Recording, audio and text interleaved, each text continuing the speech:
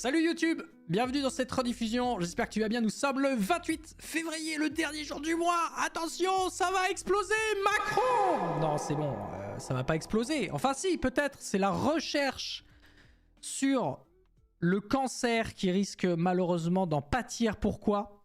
Non pas parce que nous sommes le 28 février, mais surtout parce que il y a des cas de fraude scientifique, devrais-je dire même des fraudes qui ont été mis en évidence très récemment avec une nouvelle publication s'intéressant tout particulièrement du coup à la recherche contre le cancer. Alors c'est pas la première fois qu'on parle de fraude sur cette chaîne Twitch et ça sera pas la dernière non plus, sauf que là c'est un cas assez grave puisqu'en plus ça touche un domaine d'importance en ce qui concerne la santé humaine puisqu'il s'agit carrément de la recherche, je le répète, contre les maladies de type cancer. Et donc une grande étude là est parue récemment et a observé, a analysé entre 1999 et 2024 alors je crois que c'est carrément plus de 2,5 millions 2,5 millions de publications qui ont été passées au crible de l'intelligence artificielle. Vous allez le voir, pour une fois on va dire du bien de l'IA, donc 2020 big up à toi, pour une fois time to shine 2020 dans le chat grâce à l'IA. On a pu analyser plus de 2,5 millions de publications scientifiques dans le domaine de la recherche contre le cancer. Et c'est quasiment 10%, on va dire, allez, on va arrondir à 10, on n'est pas à quelques articles près, 10% du domaine, 250 000 articles qui pourraient avoir été fabriqués de toutes pièces. C'est là où, bon, moi j'ai tendance à dire c'est de la fraude, même si en fait, après, on pourrait discuter un peu plus précisément des termes selon la méthode qui a été utilisée. En tout cas, il y aurait 250 000 articles scientifiques extrêmement suspects dans leur fabrication. Et vous allez le voir pourquoi et comment les chercheurs ont fait justement pour identifier cette nature suspecte. Salut EZ, salut Ozo, Aka, Le Jade, bienvenue à tous ceux et celles qui viennent de rejoindre l'émission. Vous êtes en pleine rediffusion les amis, je vais vous expliquer l'actualité qui nous attend. Si vous avez des questions, n'hésitez pas à les poser, j'essaierai d'y répondre au fur et à mesure ou sinon à la fin de mon tunnel. Si vous me voyez en train de tunneler, ne vous inquiétez pas, vous pourrez reposer bien sûr vos questions un peu plus tard.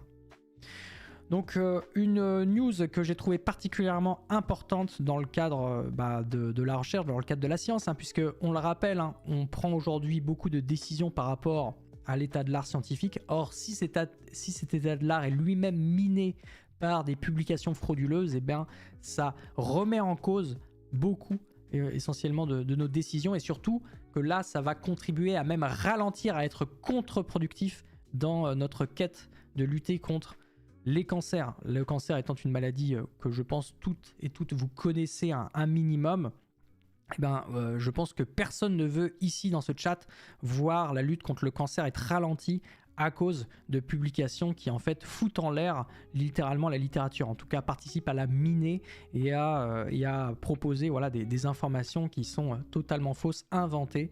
Vous allez le voir comment tout ça a été mis en évidence. Et salut Union Titane. Bienvenue, installe-toi confortablement. Alors c'est pas parce que je dis à 2020 time to shine qu'il peut bien sûr continuer de faire des copier-coller de modèles de langage, puisque je le rappelle, il y a une nouvelle règle. Nouvelle règle, attention, nouvelle règle sur la chaîne. Évitez de copier, ne faites plus même carrément de copier-coller venant de LLM. Je le rappelle, c'est important. Ou du moins si vous voulez en faire, faites en sorte que ça ne se voit pas. Vous avez le droit de tricher tant que le prof ne le voit pas, bien sûr. Bref, revenons sur l'article en question. Donc une équipe de recherche a publié récemment tout un papier qui analyse un corpus de publications qui, je le rappelle, sont étendues entre 1999 et 2024. Et ils ont montré que beaucoup, alors quasiment 10% de ces papiers relèveraient de papiers fabriqués. Fabriqués par quoi? Par, eh bien, éventuellement des organisations spécialisées dans la fabrique de ces papiers. Parce que là, vous pouvez vous dire, d'où vient la fraude? Eh bien, elle peut venir d'auteurs indépendants qui fraudent par eux-mêmes en inventant des données, etc. Mais en fait, ce qui se passe dans la réalité, c'est que beaucoup d'auteurs qui sont des chercheurs vont faire appel à des organisations extérieures pour pouvoir produire de la connaissance frauduleuse. C'est ce qu'on appelle... alors ces papiers, ça s'appelle des paper mills ou fabriques à articles. Donc c'est justement ces entités qui participent à miner la littérature.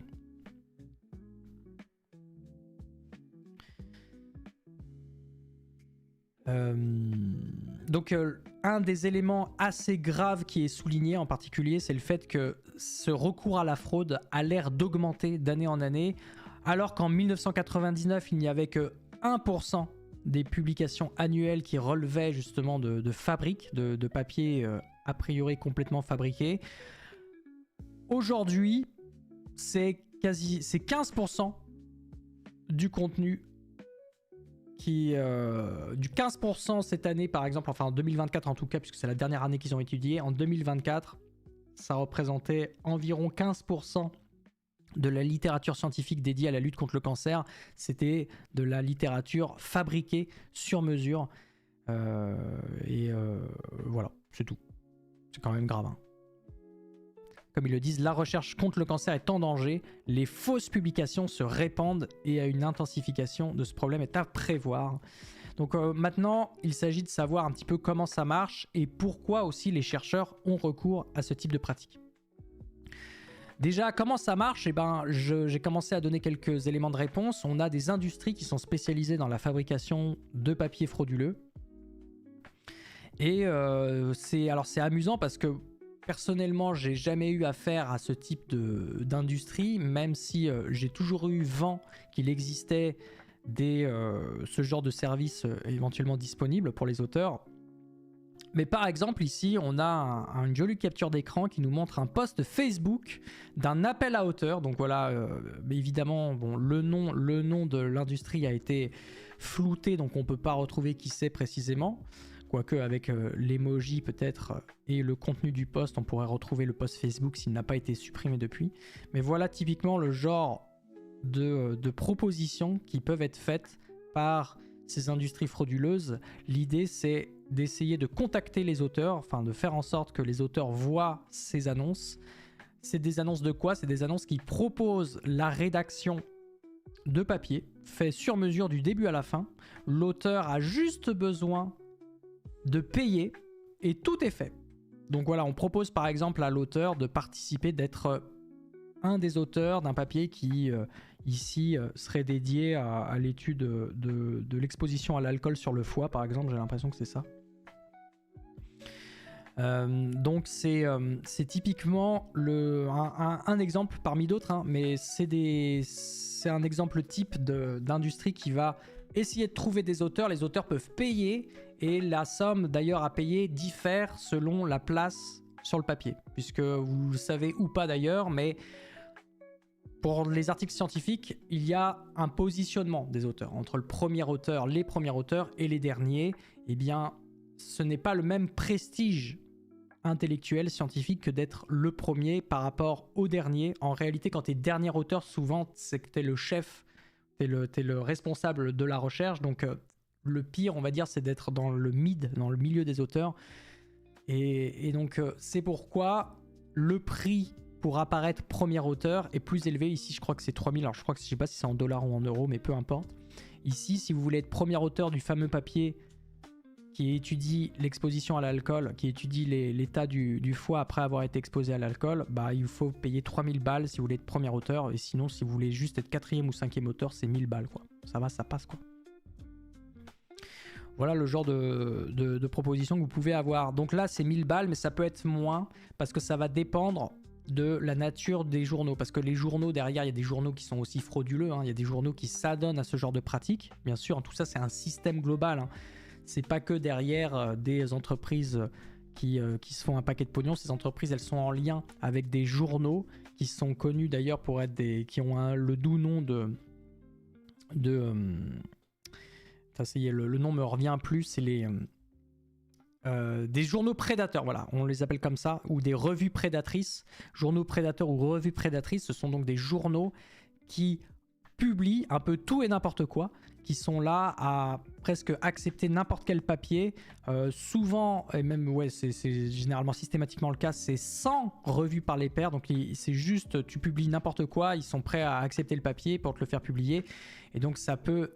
En fait, certains auteurs, bah, vous allez le voir pourquoi les auteurs ça donne à ça, mais l'idée derrière c'est que ça facilite pour les auteurs d'avoir un papier. Le problème, c'est que ces journaux, ils finissent par, bien sûr, être étiquetés comme journaux prédateurs, et à ce moment-là, bah, ils perdent en crédibilité. C'est pour ça que lorsqu'on étudie les contributions en recherche d'un chercheur, et bah, on va aussi regarder la nature des journaux dans lesquels il publie.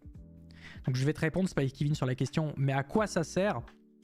Et bien en fait, pourquoi il y a ces mécanismes en place? Pourquoi les chercheurs s'adonnent à ce type de pratique? Et bien, toutes est justifié, enfin une grande partie en tout cas des raisons s'explique par le contexte dans lequel les chercheurs travaillent, un contexte qui est de plus en plus compétitif, où finalement les chercheurs se battent les uns contre les autres pour avoir des financements. Vous savez qu'en recherche, on n'a pas du financement comme ça qui nous tombe dessus pour pouvoir continuer de faire nos recherches. On doit, en tant que chercheur, bien montrer que nos recherches méritent d'être financées.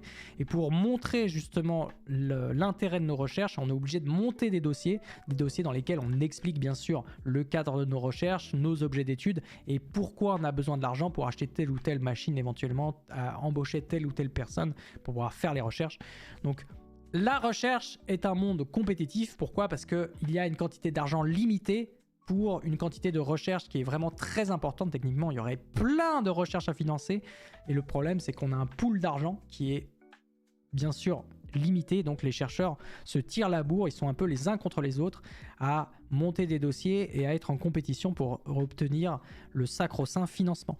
D'accord? Et donc dans ce cadre-là, on a d'ailleurs un adage qui résume bien la situation, c'est publish or perish, ou en français publier ou périr. L'idée derrière, c'est de comprendre que les chercheurs arrivent à se vendre à travers leurs publications. Si les chercheurs ne publient pas, si les chercheurs n'arrivent pas à publier, alors ils vont être en retard, alors ils vont être déconsidérés des organismes de financement, et donc ils vont avoir moins de chances d'avoir de l'argent et donc moins de chances de pouvoir encore publier davantage, et donc va s'installer une sorte de cercle vicieux où moins t'as d'argent, moins tu peux tout simplement mener tes recherches à bien. Donc si tu peux moins mener tes recherches, tu vas moins pouvoir publier, et en publiant moins, bah, tu vas être encore moins financé. Donc cercle vicieux qui s'installe. Certains chercheurs se retrouvent dans des situations vraiment très précaires. Alors c'est pas leur salaire à eux personnellement qui est menacé, parce qu'en général quand tu es chercheur, encore une fois, tu es fonctionnaire, donc tu as quand même ton argent qui tombe pour toi tous les mois, mais ta carrière est menacée, dans le sens où tu ne peux plus mener à bien tes recherches, tu ne peux pas vraiment produire les connaissances que tu pourrais produire si tu étais dans une situation financière meilleure.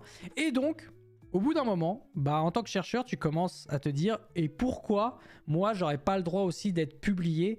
Donc, j'en ai marre. Si je veux pouvoir avoir de l'argent, il faut que j'ai des publications. Donc, je vais commencer à envisager la fraude. » Voilà comment un des mécanismes en tout cas qui peut expliquer pourquoi les chercheurs finissent par s'adonner à ce genre de pratique. Donc voilà, je suis pas là non plus pour défendre la recherche, même si en réalité en tant qu'ex-chercheur dans le public, j'ai envie de défendre les chercheurs, j'ai envie de défendre la profession et d'expliquer que voilà, c'est pas de la faute des chercheurs individuels, mais c'est de la faute du système. Moi, je pense qu'en grande partie, c'est de la faute du système. Si on n'était pas dans cette obligation permanente de publier pour montrer que notre recherche vaut le coup, eh bien peut-être qu'on serait aussi dans un monde différent. En tout cas, à cause de ça, de plus en plus de chercheurs sont séduits à l'idée d'utiliser ces services-là, surtout que ça ne requiert que de l'argent quelque part. Tu as juste à payer encore une fois un organisme extérieur qui va faire tout le travail pour inventer des recherches. Donc tout ça, c'est inventé, c'est fabriqué en fait, hein. Tout le contenu va être fabriqué, il y aura des figures inventées, voilà. Donc c'est franchement, en tant que chercheur, tu as juste à payer, tu n'as rien besoin de faire, ton nom va apparaître et être associé à une publication. Salut Déborah. Une fois que tu es grillé, ta carrière est finito, non? Bonne question. Je ne sais pas exactement, je ne connais pas de cas particulier à ce niveau-là, mais oui, à mon avis, si ton nom finit par être associé à ce genre de pratique, t'es un peu finito, quoi. Après, pour te faire réinsérer dans la communauté scientifique, c'est un peu compliqué. Je pense que ça dépend des domaines. Ça dépend des domaines parce que tous les domaines de recherche ne sont pas aussi grands. Il y a des domaines très très grands comme, à mon avis, la recherche contre le cancer, typiquement, c'est un domaine de recherche suffisamment grand pour que même si tu te fais repérer par quelques collègues, il est possible que d'autres ne te connaissent pas dans le domaine et donc que tu finisses quand même par t'en sortir. Alors que dans les domaines qui sont plus petits, qui sont plus spécialisés, où il n'y a pas beaucoup de chercheurs à travers le monde, là effectivement, si tu te fais choper, t'es mort, quoi. T'es mort. Donc je pense que ça doit être aussi domaine dépendant.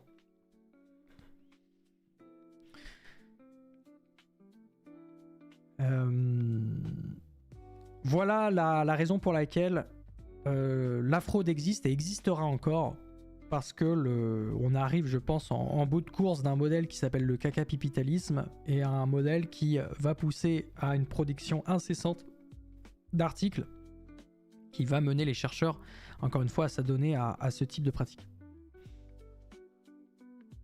Alors là, vous pouvez vous dire, mais comment ils ont fait? Donc on va passer à la partie méthode. Et après cette partie méthode que je vais décrire assez rapidement, pas trop m'étendre dessus parce que c'est relativement complexe et même moi, en réalité, j'ai pas tout compris. Après cette petite partie méthode qu'on va aborder maintenant, je vais vous montrer d'autres résultats de cette recherche. On va regarder des histogrammes, ça va être un peu plus visuel, un peu plus rigolo. Vous allez voir, on va pouvoir discuter aussi de certaines corrélations qu'il y a entre la fraude et par exemple les pays qui s'adonnent, les chercheurs, la nationalité des chercheurs qui s'adonnent à ce genre de pratique. Bref, il y aura plusieurs choses, plusieurs éléments qu'on pourra discuter dans les résultats. Mais d'abord, parlons un petit peu recherche, parlons un petit peu méthode.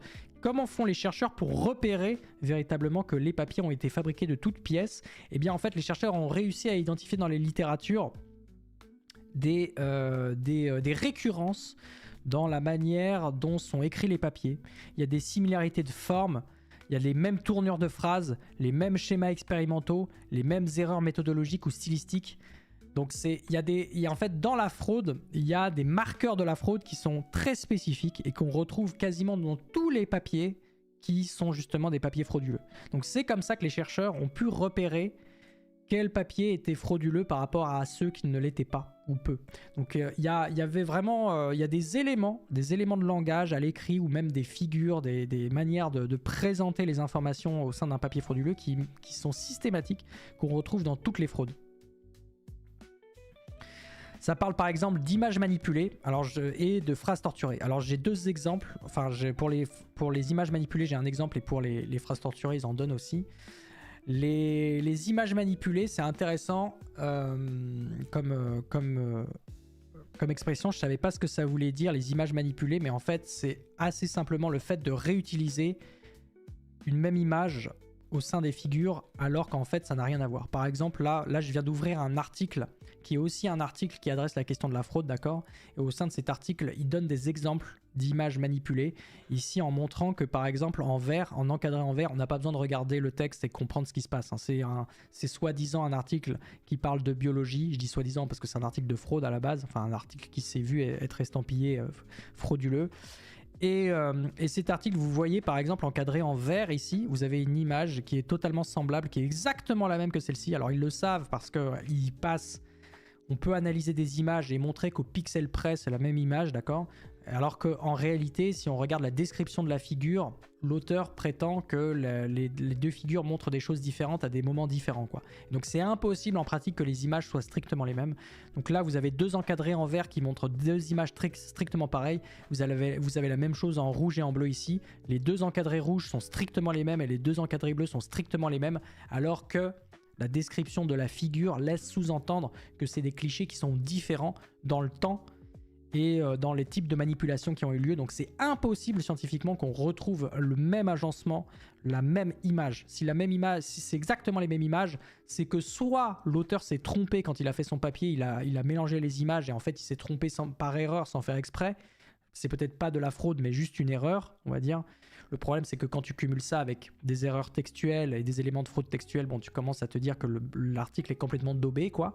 Mais bon, bref, soit c'est l'auteur qui s'est mélangé les pinceaux dans ses représentations, dans ses figures, et malheureusement il s'est trompé sans faire exprès, soit c'est effectivement un cas de fraude volontaire où en fait les images Le fraudeur s'est pas fait chier, il a mis des images, il a mis les mêmes images en se disant de toute façon personne va lire, ça va être publié dans un magazine. Ça va être publié dans Picsou Magazine, ou plutôt dans des... Ça aurait pu, hein, ça va être publié dans des magazines prédateurs, et donc de toute façon, personne ne va relire ça. Et voilà. Donc ça, c'est ce qu'on appelle des images manipulées. Donc c'est entre autres réutiliser des images pour montrer des choses qui sont normalement complètement différentes, quoi. Et l'autre expression, c'est les phrases torturées. Alors les phrases torturées, c'est assez simple à comprendre. C'est quand tu as des termes, des expressions qui en fait sont pas fausses sur le plan grammatical, mais sont bizarres sur le plan juste du sens scientifique. Par exemple, au lieu de dire le cancer du sein, ce qu'on attendrait voir comme expression dans des publications qui adressent la question du cancer du sein, on va se retrouver avec péril de la poitrine, quoi. Ce qui est l'expression torturée de cancer du sein. Donc si tu vois écrit péril de la poitrine dans une publication qui parle de cancer du sein, c'est que ça pue, quoi. Ça veut dire que probablement, voilà, c'est issu d'une traduction un peu bâtarde venant de l'anglais et un papier qui n'a pas été relu du tout. Enfin bon, bref. Personne emploie le mot de péril de la poitrine pour parler de cancer du sein, quoi. Donc ça, c'est un exemple typique de ce qu'on appelle les phrases torturées, et ça fait partie des éléments qui peuvent être checkés, qui sont checkés pour vérifier, pour vérifier si le papier est frauduleux ou pas, quoi. C'est-à-dire que si tu as ce genre d'expression qui arrive, c'est que ça commence à puer, quoi. Voilà. C'est Elisabeth Bick, Vladanam, du coup, tu nous dis qui est spécialiste dans la recherche d'images manipulées. Ok, c'est intéressant. Ça me dit quelque chose, je crois qu'elle est sur les réseaux, non, elle en parle sur les réseaux sociaux. Trouver pas mal de choses à côté d'un certain Didier Raoult, comme c'est bizarre. Plot twist, cette étude est elle-même une fraude et les articles n'existent pas. Peut-être. Non, enfin, je sais que l'étude existe, puisque je vais vous montrer après des figures qui viennent de cette étude, mais après, je pourrais pas vous dire si cette étude est inventée de toutes pièces ou pas, par contre. Je ne suis pas assez qualifié pour ça. Bon, voilà des exemples d'éléments qui sont facilement identifiables par les chercheurs pour discriminer un papier a priori sain, a priori legit, on va dire, d'un papier qui, lui, se relèverait de la fraude scientifique. Donc je vais parler un petit peu méthode rapidement, comment ils ont fait historiquement, mais je vais pas rentrer trop dans les détails parce qu'encore une fois c'est pas mon champ d'expertise, c'est beaucoup, ils ont employé des éléments de traitement de données en fait ils ont développé un algorithme d'intelligence artificielle, un algorithme qui, cet algorithme là qui va leur permettre de faire la distinction, de faire la classification des différents papiers. Et salut Défécateur, comment tu vas? Content de te voir ici. Elisabeth Bick, grande pourchasseuse d'images frauduleuses dans les publications fallacieuses. Donc comment ils ont fait? Ils ont d'abord procédé à développer du coup un algorithme d'intelligence artificielle. Alors je sais pas du tout qu'est-ce qu'il y a précisément dans le fonctionnement de cet algorithme, d'accord. Je sais même pas si c'est un LLM un LLM au sens où on l'entend. Peu importe, j'ai envie de dire, ce qu'il faut comprendre, c'est un peu la méthodologie générale. Ils ont développé un algorithme et ils l'ont d'abord fait entraîner sur un corpus de papier dont on savait qu'ils étaient frauduleux ou au contraire sains, quoi, ou au contraire légitimes. Donc ils ont fait entraîner cet algorithme, je crois qu'il y a plus... Alors attends, je vais regarder, je vais vérifier tout de même. Si vous voulez la précision, je peux vous la donner, c'est donné dans la source primaire.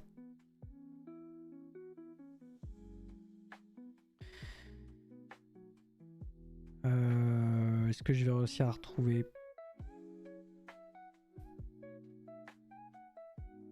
Je sais plus, il me semble qu'il y a plusieurs milliers de papiers qui ont servi à l'entraînement du modèle.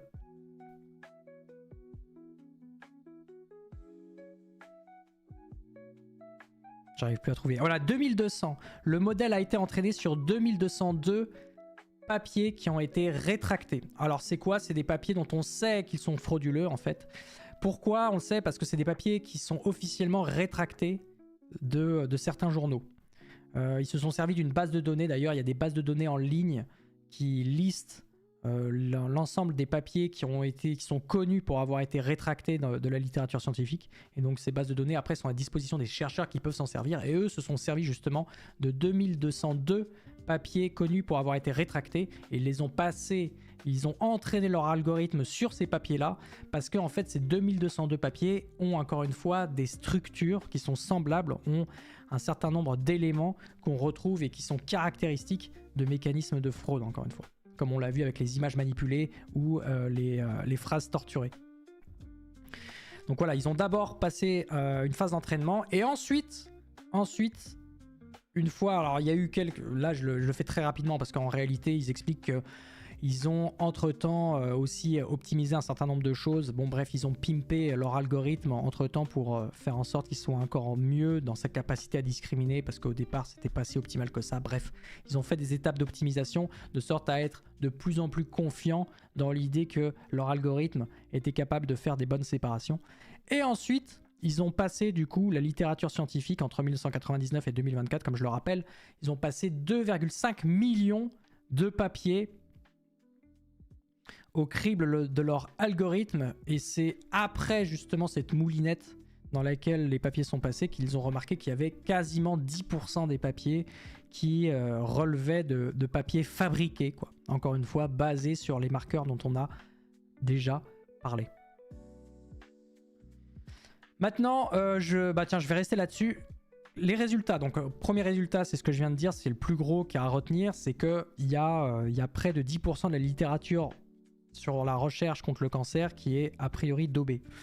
On peut voir l'évolution dans le temps. C'est ça qui est intéressant aussi, c'est de voir justement quelle est la quantité de publications. Alors eux, ils appellent ça les flagged papers, flagged parce que leur algorithme, c'est un algorithme spécialisé dans le coup de mettre un petit drapeau, de flaguer, de mettre en évidence que le papier a été fait de toutes pièces, quoi. Salut Evan Vibes. J'ai l'impression qu'on se dirige vers une course où d'un côté les fraudeurs se dotent d'outils de plus en plus performants pour créer des papiers frauduleux et d'un autre côté les légitimes se dotent d'outils de plus en plus précis et rapides pour détecter ces mêmes papiers. C'est tout à fait ce qui est discuté aussi dans l'article.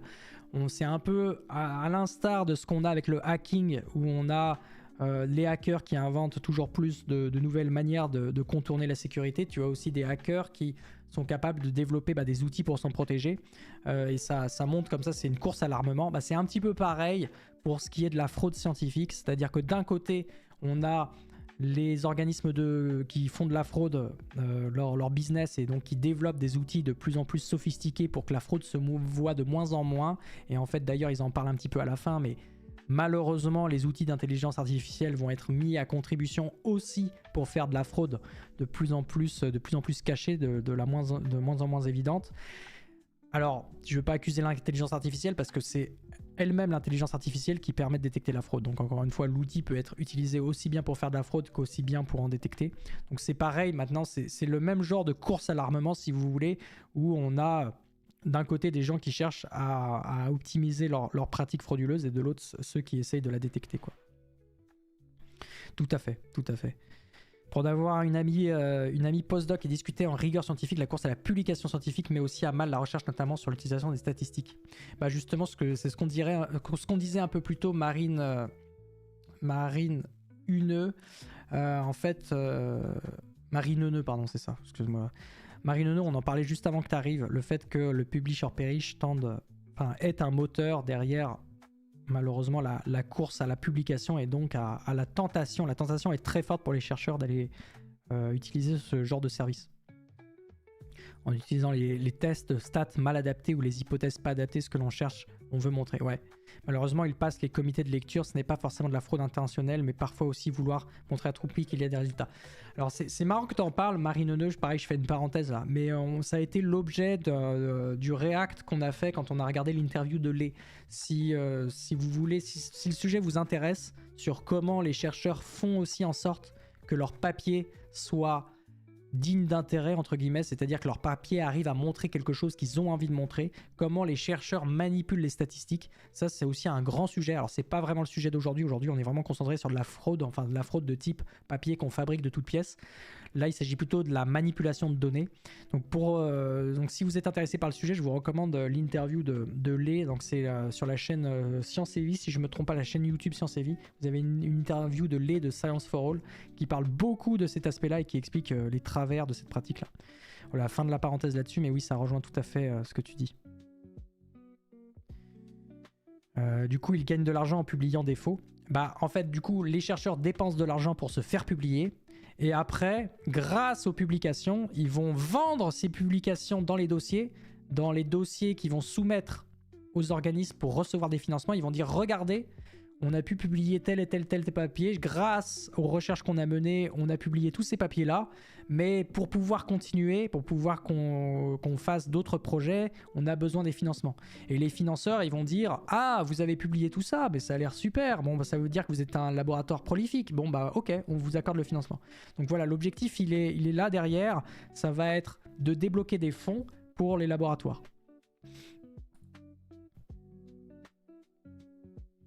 C'est ça la stratégie des chercheurs. Donc voilà l'évolution, là je vous montrais cet histogramme, ça vous montre l'évolution entre en 1999 et 2024 de la quantité de papier qu'on appelle flagged paper, et on voit que ça augmente, ça a explosé sur les dernières années. Bon, c'est aussi corrélé à l'augmentation des publications de manière générale, je crois, dans ce domaine, même si globalement, en fait en fraction, c'est ce que le texte disait tout à l'heure, en 1999, les papiers fabriqués de toutes pièces ne représentaient que 1%, et ces dernières années, ça représente jusqu'à 15% quoi, des papiers qui sont publiés sur l'année. Donc c'est énorme. Donc il y a vraiment un dévoiement de la littérature scientifique dédiée à la lutte contre le cancer, quoi. Ce qui est extrêmement dommageable, vous le comprenez, pour ce champ disciplinaire, quoi. On est passé de 1% à 15%, ce qui est énorme, quoi. Ce qui est énorme. Là, vous avez d'autres histogrammes. Ici, vous avez celui-là, c'est comment on appelle ça, le pays de la nationalité du premier auteur de l'article. En fait, ils ont pris juste la nationalité. Alors, c'est pour tous les papiers pareils, c'est pour tous les papiers jugés fabriqués. Pour tous ces papiers-là, ils ont pris la nationalité du premier auteur et ils ont... alors, excusez-moi, c'est pas celui-là, c'est... Je suis allé trop loin. Ils ont pris la nationalité du premier auteur et ils ont essayé de regarder quelle était la distribution des nationalités. Et ils remarquent que les premiers pays, du coup, où les auteurs, a priori, ça donne à la fraude, c'est la Chine, l'Iran et l'Arabie Saoudite. Après, bon, il y a aussi l'Égypte, enfin, vous voyez quoi. Et nous, soyez pas fiers de vous, hein. La France, on est 24e. on fait partie du top 25 des pays. Donc voilà, hein. Soyez pas fiers de vous, les Français, hein. On fait partie du top 25 des pays les plus frauduleux, enfin en matière d'utilisation de fraude pour ce type de recherche, quoi. On est de 24e, on est derrière le Canada, l'Australie et les États-Unis. Bon. Voilà. Ça aussi, ça permet de montrer aussi comment il y a une distinction géographique avec a priori plutôt des pays du sud global qui emploient davantage ce genre de procédé, mais on voit que il se dessine aussi des pays occidentaux du nord lorsqu'on tape dans le top 20, quoi.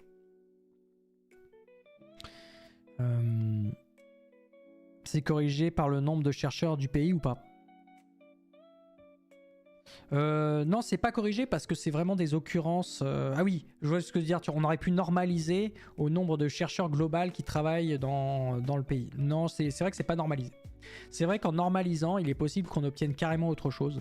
Parce qu'en Chine, peut-être que là, la Chine qui paraît être le pays où ça donne le plus de fraude, bah, c'est aussi peut-être là où en absolu, il y a le plus de chercheurs qui travaillent sur la thématique de la lutte contre le cancer, quoi. C'est vrai. C'est vrai que ça aurait été bien d'avoir l'équivalent normalisé, quoi.